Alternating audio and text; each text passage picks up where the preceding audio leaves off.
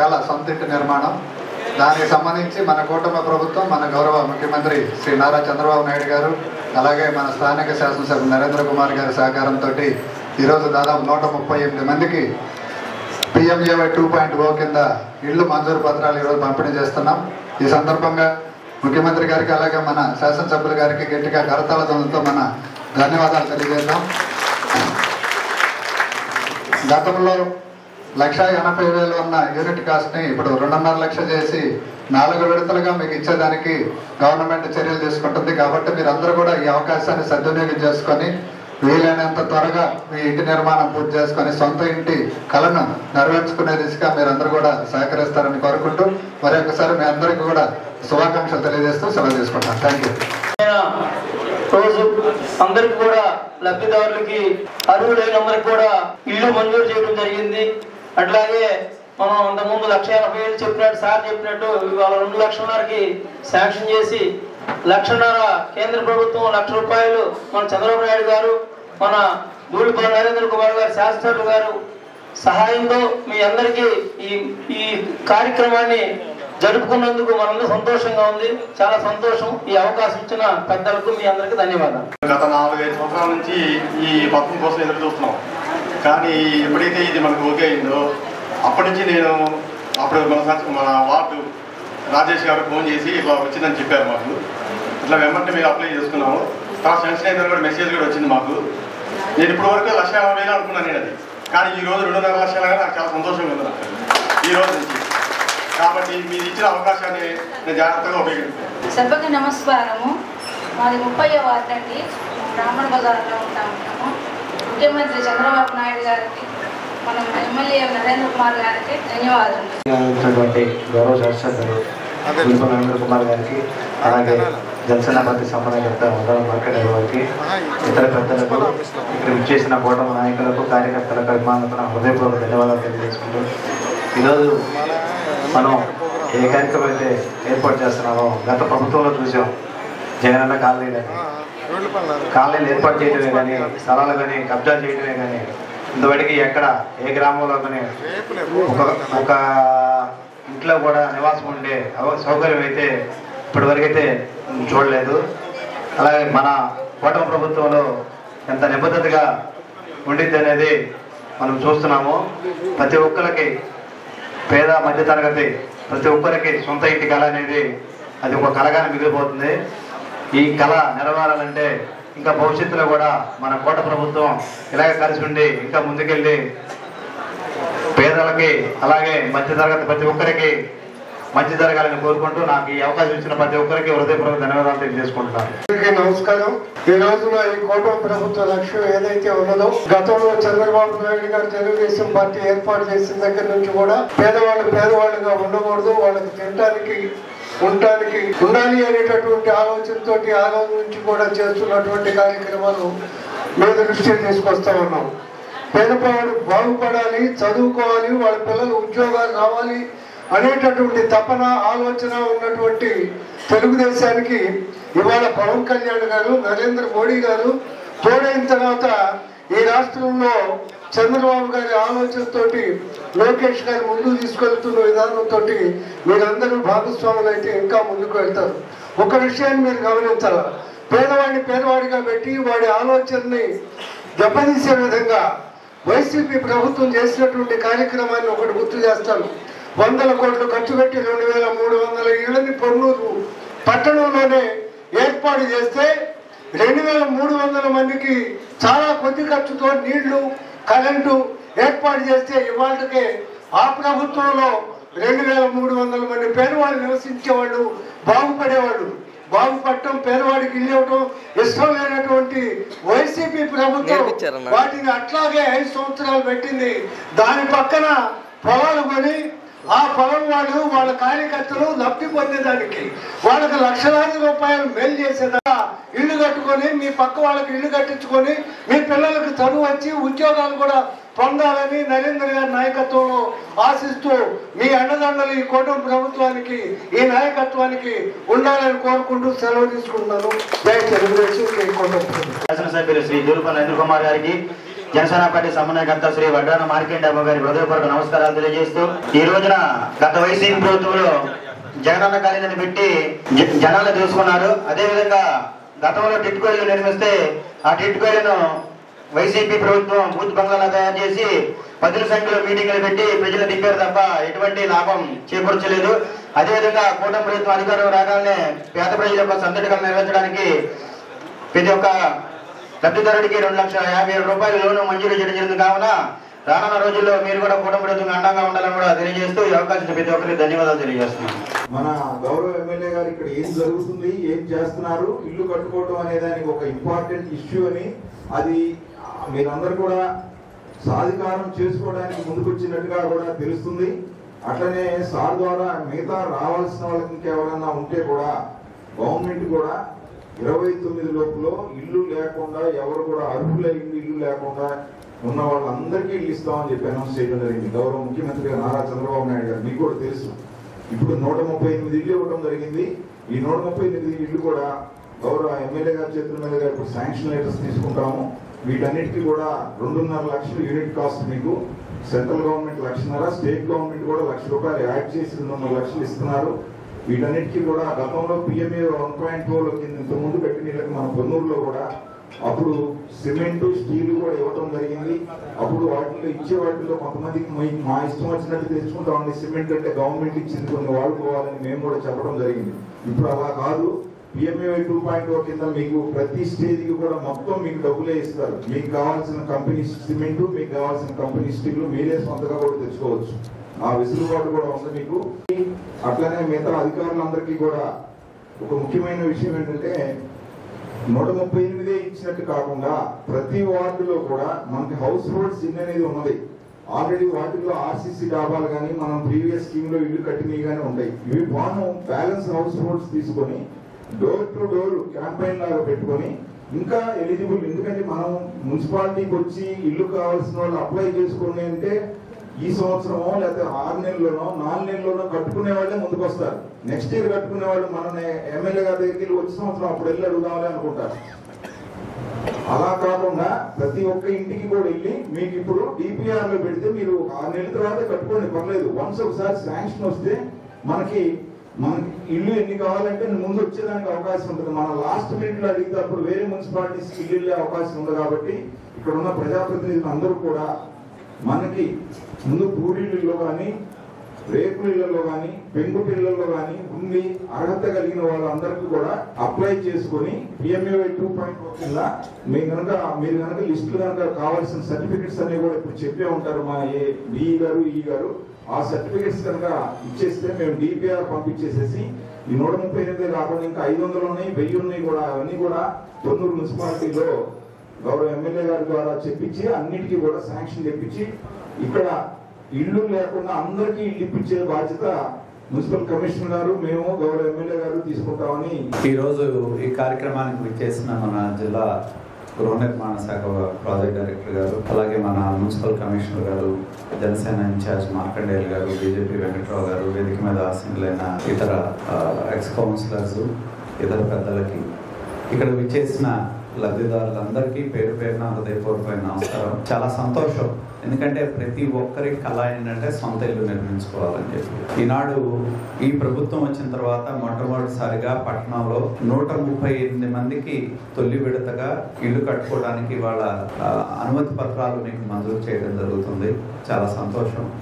గతంలోనే మనం ఈ పట్టణంలో ఉన్న పేదవాళ్ళని దృష్టిలో పెట్టుకొని టిట్కో పథకం కింద 2399 ఇళ్ళు మనం శాంక్షన్స్ తీసుకొచ్చాం. మరి ఎందుకంటే నేను తెలియజేసేది ఒకటే, గత 5 సంవత్సరాల్లో మనం చూశారు, నేను చాలా వార్డుల్లో తిరిగా. గతంలో 14-19 కింద ఇట్లానే మేము పట్టణంలో 255 ఇళ్ళు శాంక్షన్ చేసాం, 2.5 లక్షల రూపాయలు చొప్పున. మేము అధికారం కోల్పోయిన తర్వాత తిరిగితే ఆ ఇళ్ల మీద నేను ఒక ప్లాంక్ చూశాను, 3.5 లక్షల రూపాయలు అని చెప్పి. నేను అడిగా చాలామందిని, ఎందుకంటే అమ్మ ఆ రోజు శాంక్షన్ అయింది 2.5 కదా, మరి ఈ ప్రభుత్వం వచ్చిన తర్వాత 3.5 లక్షలు మీకు ఇచ్చారా అంటే, ఆ ఇంటి మీద మేము అధికారంలో ఉన్నప్పుడు 2 లక్షలు ఇచ్చాము, 50,000 రావాలి. ఆ 50,000 రావాలంటే అదేదైతే 3.5 లక్షల రూపాయలు ఇచ్చామనేది వాళ్ళ ఇంటి మీద వేయించుకుంటే కానీ మిగతా 50,000 రావాలి. గోడ మీదేమో 3.5 లక్షలు ఉంటుంది, లబ్ధిదారులకు ఇచ్చిందేమో 2.5 లక్షలు. మిగతా ₹1,00,000 లబ్ధిదారులు ఇవ్వకుండా ఇంటి మీద గోడ మట్టికి ఒక ముద్ర వేసిపోయారు. మేము అలా చేయం. ఇప్పుడు చూసారు, ఇంతకుముందు ఏది చూసినా కూడా జగన్మోహన్ రెడ్డి ఫోటోతో అన్నీ ఉండేవి, రేషన్ కార్డు దగ్గర నుంచి ప్రతి ఒక్కటి. ఇప్పుడు ఫోటోలే లేవు, ఉంటే ప్రభుత్వం బొమ్మ ఉంటుంది అంతే. అలాగే మీకు కూడా ఇవాళ నేను తెలియజేసేది ఏంటంటే, ఈ ప్రభుత్వం ముఖ్యంగా నేను అందరినీ కోరేది, ఎవరు ఇల్లు కట్టుకోవాలన్నా నేను ఒకటే తెలియజేస్తా ఉన్నా, మాకు కులం లేదు, మతం లేదు, పార్టీ లేదు. నేను స్పష్టంగా తెలియజేస్తా ఉన్నా, ఎవరు ముందుకొచ్చి మాకు ఇల్లు కావాలంటే ప్రతి ఒక్కరికి మేము ఇల్లు ఇస్తాం. దయచేసి ముందుకు రండి. ఎందుకంటే ఎన్టీ రామారావు గారు పెట్టిన పార్టీ తెలుగుదేశం పార్టీ. ఎన్టీ రామారావు గారు మా తెలుగుదేశం పార్టీ సింబల్ కూడా, దానిలో ఉండే గుర్తులు ఏంటంటే ఇల్లు, నాగలు ఇవన్నీ ఉంటాయి. కాబట్టి పేదవాడికి తినటానికి తిండి, ఉండటానికి నీడ, బట్టలు, ఈ 3 ఎన్టీ రామారావు గారి యొక్క ఆశయం. దానిలో భాగంగా ఇవాళ సొంత ఇంటి కళ నెరవేర్చే విధంగా కూటమి ప్రభుత్వం వచ్చిన తర్వాత తొలిసారి మనం పట్టణంలో శాంక్షన్స్ ఇస్తూ ఉన్నాం. నేను హౌసింగ్ అధికారులుగా, రెవెన్యూ అధికారులు కూడా చెప్పింది ఒకటే, పొజిషన్ సర్టిఫికేట్స్ నేను దయచేసి నేను హౌసింగ్ పీడీ గారికి కూడా కోరేది ఏంటంటే, లబ్ధిదారులు మీకు సంబంధించిన క్యాస్ట్ సర్టిఫికేట్స్, ఇన్కమ్ సర్టిఫికేట్స్ మీరు ఇవ్వండి. పొజిషన్ సర్టిఫికేట్స్ ఏదైనా పెండింగ్ ఉంటే మేము బాధ్యత తీసుకుంటాం. నేను మొన్న హౌసింగ్ డీ గారికి వాళ్ళకి కూడా చెప్పాను. ఎందుకంటే మీరు ఎంఆర్ఓ పంపించండి అంటే క్యాస్ట్ సర్టిఫికేట్ దగ్గర నుంచి, ఇన్కమ్ సర్టిఫికేట్ దగ్గర నుంచి, పొజిషన్ సర్టిఫికేట్ దగ్గర నుంచి అన్నీ మీరు దోస్తే ఎంఆర్ఓ ఆఫీస్ వాళ్ళు ఇవ్వలేరు. దాన్ని అప్లై చేయాల్సింది సచివాలయంలో క్యాస్ట్ సర్టిఫికేట్లు అవన్నీ.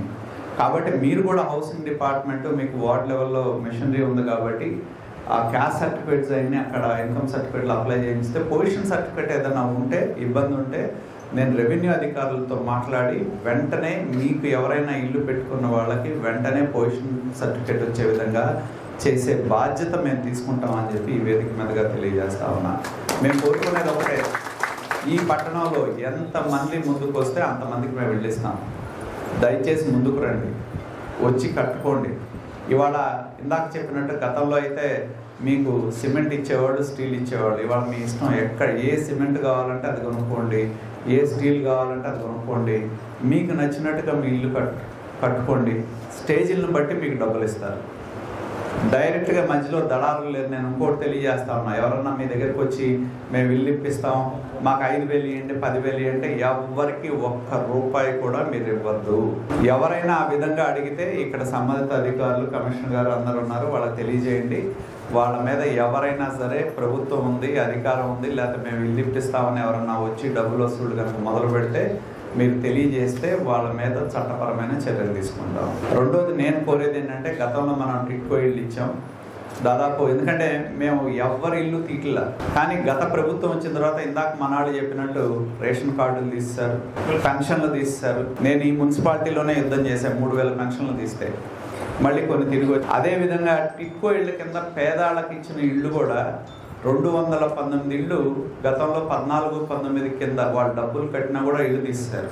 మళ్ళీ మేము కోరింది ఒకటే, మున్సిపల్ కమిషనర్ గారిని కూడా తొలి ప్రాతిపదికన వాళ్ళలో ఎవరికి ఎలిజిబిలిటీ ఉంటే తీసేసిన వాళ్ళకి ప్రాతిపదికన 174 మందికి ఎలిజిబిలిటీ ఉంది. వాళ్ళకి ఎవరు ముందుకు వచ్చినా ప్రతి ఒక్కరు కూడా మేము ఇల్లు ఇస్తాం. అలాగే టిట్కో ఇళ్ళు కూడా నేను పొన్నూరులో ఉన్న టిట్కో లబ్ధిదారులకి ఎవరైతే ఇల్లు తీసుకున్నారో వాళ్ళకి తెలియజేసేది ఏంటంటే, మాకున్న సమాచారం ప్రకారం టిట్కో ఇళ్ళు తీసుకొని వాటిని అద్దెలకు ఇస్తున్నారు. మేము కూడా ఒక విధానపరమైన నిర్ణయం తీసుకున్నాం. ఎవరైతే ఇళ్ళు అద్దెకి ఇచ్చారో వాళ్ళ యొక్క ఇళ్ళు మేము క్యాన్సిల్ చేస్తాం. ఎందుకంటే మీకు పేదవాళ్ళు ఉంటారని ప్రభుత్వం ఇల్లు ఇచ్చింది తప్పితే మీరు అద్దెకి ఇవ్వటానికో అమ్ముకోవడానికో ఇల్లు ఇవ్వాల. ఎవరు అమ్మినా, ఎవరు చేతులు మారినా, ఎవరైనా టిట్కో కింద ఇళ్ళు తీసుకొని ఆ ఇళ్ళు అద్దెకిచ్చి ఉన్న అవన్నీ కూడా క్యాన్సిల్ చేసి అవసరమైన పేదవాళ్ళకు ఆ ఇళ్ళు ఇస్తాం. ఎందుకంటే ఒక లక్ష్యంతో 180 కోట్లకు పైగా ప్రభుత్వం ఖర్చు పెట్టి 22 ఎకరాల్లో బ్రహ్మాండంగా పేదవాడు నివాసం ఉండాలని టిట్కో గృహ సముదాయాన్ని ఏర్పాటు చేసింది. అంతేగాని యాంటీ సోషల్ ఎలిమెంట్స్ ఉండడానికి కాదు. కాబట్టి వాటన్నిటిని కూడా గుర్తిస్తాం, అక్కడ కావాల్సిన సౌకర్యాలు కల్పిస్తాం. కాబట్టి ఎవరైనా సరే టిట్కో కింద ఇల్లు తీసుకొని వాడు ఉండకుండా అద్దెలకు ఇచ్చినా, వేరే ఎవరికి బదలాయించినా వాటన్నిటిని కూడా క్యాన్సిల్ చేసి ఈ పట్టణంలో చాలామంది పేదవాళ్ళు, ఎందుకంటే గత ప్రభుత్వంలో ఇంకా చాలా ఘోరాలు చాలా జరిగినాయి. దానిలో ఏంటంటే 500 రూపాయలు ఇల్లు క్యాన్సిల్ చేయటం, వాటిని అమ్ముకోవటం ఇల్లు, ఎందుకంటే డబ్బులు కట్టాల్సిన పని లేదు కాబట్టి నాయకులు తయారయ్యి ఒక్కొక్క ఇల్లు 20,000కి 30,000కి డబ్బులు తీసుకొని పేదవాడి ఇళ్ళు అమ్ముకొని సొమ్ము చేసుకున్న నాయకులు గత ప్రభుత్వంలో గత పాలనలో మనం చూడటం జరిగింది. కాబట్టి నేను కోరేది ఒకటే, మిమ్మల్ని, మేము ఈ పట్టణంలో ఉన్న ప్రతి పేదవాడు, నేను తిరుగుతున్న చాలామంది చెప్తారు రోజువారీ కష్టం చేస్తారు, ఎక్కడో అద్దెకుంటారు, అద్దెకుండాలంటే 7,000, ఇవాళ 7,000 నుంచి 10,000 దాకా అద్దెకు తీసుకొని వాడు జీవనంగా సాగించాల్సిన పరిస్థితి. మరి ఒకవైపు ఏమో పేదవాడు కష్టపడి అద్దెకుండే పరిస్థితి ఉంటే మీకు ఇల్లు ఇస్తే వాటిని మీరు అద్దెకులు ఇచ్చుకుంటూ బినామీలకు అమ్ముకుంటా ఉంటే ప్రభుత్వం అనుకున్న లక్ష్యాలు సాధించలేకపోతుంది. కాబట్టి అటువంటి వాటన్నిటిని కూడా మేము అరికడతాం. ఏ లక్ష్యంతో అయితే టిట్కో గృహ సముదాయాన్ని పేదవాళ్ళు కూడా గొప్పవాళ్ళు ఉన్నట్టు నివసించే విధంగా ఆ కాలనీని ఏర్పాటు చేయాలని చెప్పి కోట్ల రూపాయలతో ఖర్చు పెట్టడం జరిగింది. దాన్ని సాధించే దిశగా కఠినమైన చర్యలు మేము తీసుకుంటాం. ఇటువంటి వాళ్ళు ఎవరున్నా సరే వాటన్నిటిని త్వరలో సర్వే కూడా మున్సిపాలిటీ పరంగా మాకు దగ్గర కొంత సమాచారం ఉంది, వాటన్నిటికీ నోటీసులు ఇస్తాం. నోటీసులు ఇచ్చి వాళ్ళు ఉంటామా వదులుకోవటమా ఈ రెండే తేలాలి. వాటిని క్యాన్సిల్ చేసి ఇంకా ఈ పట్టణంలో చాలామంది ఇల్లు కావాలనుకునే వాళ్ళు ఉన్నారు, అటువంటి పేదవాళ్ళకి ఇచ్చే విధంగా చేస్తామని చెప్పి ఈ వేదిక మీదుగా తెలియజేస్తూ, దయచేసి నేను అందరినీ కూడా కోరేది ఒకటే, ఈ అవకాశాన్ని ఉపయోగించుకోండి. ఇందాక చెప్పారు, అధికారులు కూడా మీకు స్పష్టంగా చెప్పారు, మీరు అన్నదమ్ములు ఉంటే కలిసి కట్టుకోవచ్చు, తండ్రి కొడుకులుంటే కలిసి కట్టుకోవచ్చు, లేదా మీ కుటుంబం చెల్లెలున్నా అన్నున్నా ఎవరున్నా మీరు కలిసి కట్టుకోవచ్చు ఇల్లు, దానికేం ఇబ్బంది ఏం లేదు. కాకపోతే ఏంటంటే మధ్యలో కామన్ వాల్ ఉంటుంది, ఒకదానిలో ఒకదానికి మట్టుకే తలుపు ఉండకూడదు. కాబట్టి మీరు కలిసి కట్టుకున్న దానివల్ల కుటుంబంలో ఖర్చు కలిసి వస్తుంది మీకు కూడా. అటువంటి వాళ్ళు ఉన్న జాయింట్ హౌసింగ్ మీరు కట్టుకోవచ్చు. కాబట్టి ఈ ఇచ్చిన సదుపాయాన్ని వినియోగించుకోండి. ఎందుకంటే చాలా సంవత్సరాలు, గత 5 సంవత్సరాల్లో సొంత స్థలంలో ఇల్లు కట్టుకోవడానికి ఒక ఇల్లు కూడా ఇవ్వలేదు గత ప్రభుత్వం. మొట్టమొదటిసారి మనకు అవకాశం వచ్చింది, మీరు దీన్ని వినియోగించుకోండి. మీ డబ్బులు మీ అకౌంట్లో ప్రభుత్వం డైరెక్ట్గా 2.5 లక్షల రూపాయలు ఇస్తూ ఉంది అర్బన్ హౌసింగ్ కింద. మీ అకౌంట్లోనే డబ్బులు జమ చేయడం జరుగుతుంది. మీరు బేస్మెంట్ దగ్గర నుంచి స్లాబ్ వేసే వరకు కూడా వివిధ స్థాయిల్లో ఆ డబ్బులు మీ అకౌంట్లో పడతాయి. దయచేసి మీరు పొన్నూరులో ఉన్న ప్రజానీకం దీన్ని వినియోగించుకోవాలని చెప్పి మనస్ఫూర్తిగా ప్రతి ఒక్కరిని కూడా ప్రార్థిస్తూ, ఈరోజు ఈ కార్యక్రమానికి విచ్చేసి, మేము త్వరలోనే మీ అందరు ఇల్లు కట్టుకుంటే త్వరలో ఎప్పుడో వస్తాం మీ ఇంటికి, చక్కగా కట్టుకోండి. మీరు కట్టుకున్న ఈ ప్రభుత్వం వచ్చిన తర్వాత మీ ఇంట్లో మీరు సంతోషంగా ఉంటే అంతకంటే మేము కోరుకునేది ఏం లేదు. మీరు సంతోషంగా ఉంటేనే ఈ నియోజకవర్గం సంతోషంగా ఉంటుంది. కాబట్టి మీ అందరూ కూడా త్వరితగతిన ఇల్లు కట్టుకునే విధంగా ముందుకు రండి. మీకు ఏ విధమైన సమస్యలు ఉన్నా ఇక్కడ మున్సిపల్ కమిషనర్ గారు ఉన్నారు, హౌసింగ్ ఏఈడీలు ఉంటారు, అందరూ అందుబాటులో ఉంటారు. మీరు త్వరగా ఇల్లు కట్టుకోవడానికి కావాల్సిన సహకారాన్ని అధికార యంత్రాంగం అందజేస్తుందని చెప్పి ఈ వేదిక మీదుగా తెలియజేస్తూ, మరొకసారి మీ అందరికీ ఈ సందర్భంగా ప్రతి ఒక్కరికి శుభాకాంక్షలు తెలియజేస్తూ సెలవు తీసుకుంటా ఉన్నా. అందరికీ నమస్కారం. అడుగో నాయకుడు, అలుపేలేని శ్రామికుడు,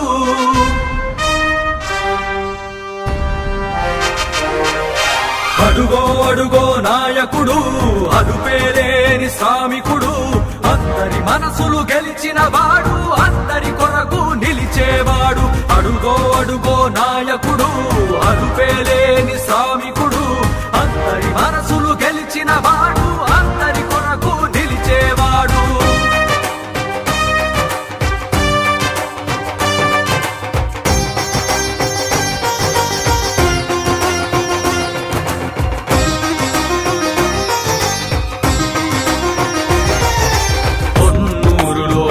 తరుగని పోటీ లేని మేటి వీరుడు, ధూళిపాడ నరేంద్రుడంటే గెలుపుకు గుర్తుగా మారినవాడు. పొన్నూరులో వన్నె తరుగని పోటీ లేని మేటి వీరుడు, ధూళిపాడ నరేంద్రుడంటే గెలుపుకు గుర్తుగా మారినవాడు. అడుగో నాయకుడు, అలుపేలేని శ్రామికుడు, అందరి మనసులు గెలిచిన వాడు, అందరి కొరకు నిలిచేవాడు.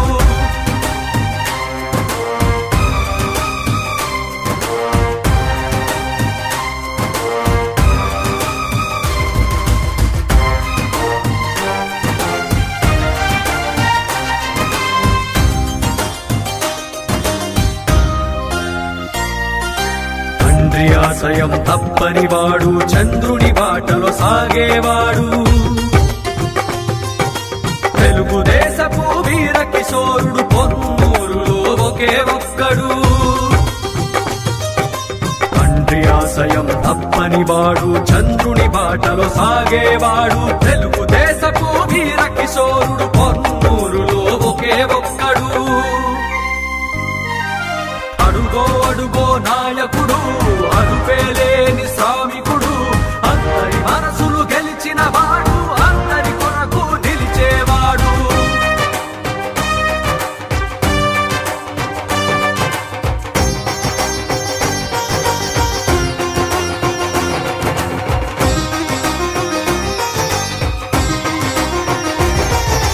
రైతు మిత్రుడు భూమి పుత్రుడు రేపటి ఆశల కాంతి నేత్రుడు నీతి తప్పక నిలిచేవాడు పొన్నూరులో పొడిచిన సూర్యుడు రైతు మిత్రుడు భూమి పుత్రుడు రేపటి ఆశల కాంతి నేత్రుడు. ఈరోజు చాలా సంతోషం.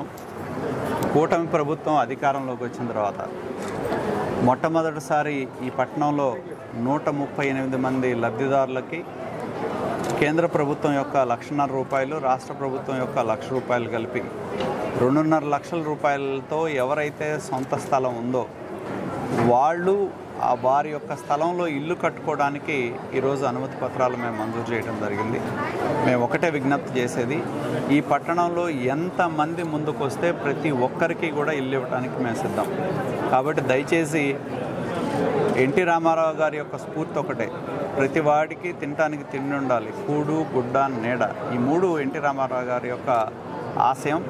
దానిలో భాగంగా మేము ఈ పట్టణంలో ఉన్న ప్రతి పేదవాడు సొంత స్థలం ఉండి ఇల్లు కట్టుకోవడానికి ముందుకు వస్తే ప్రతి ఒక్కరికి కూడా మేము ఇల్లు శాంక్షన్స్ ఇస్తాం. దయచేసి ముందుకు రావాల్సిందిగా కోరుతా ఉన్నాం.